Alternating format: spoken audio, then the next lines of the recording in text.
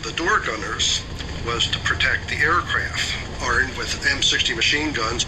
We were very heavily armed aircraft, truly gunships. Look in the window behind the cockpit. There's the rest of the guns. We were always flying in the combat zone. Most of our flying was done at night because that's when the Vietcong operated.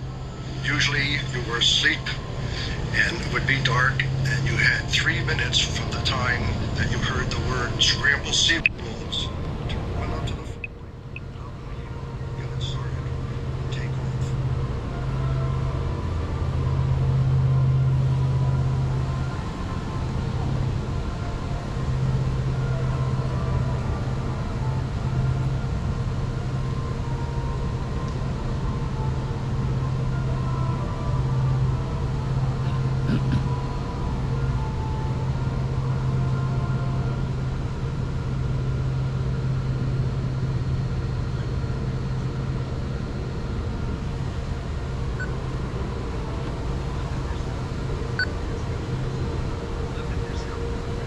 H2 Sea Sprite.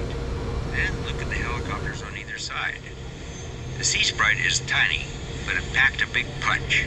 You have this big underwater network where you would get the broad indication of a general location of a submarine, but very often be diverted from whatever else we were doing when a contact that was verified as an actual submarine, not friendly, not ours.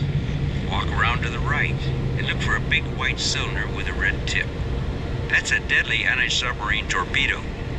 Ken Berrien flew the Sea Sprite during the Cold War, hunting Soviet submarines.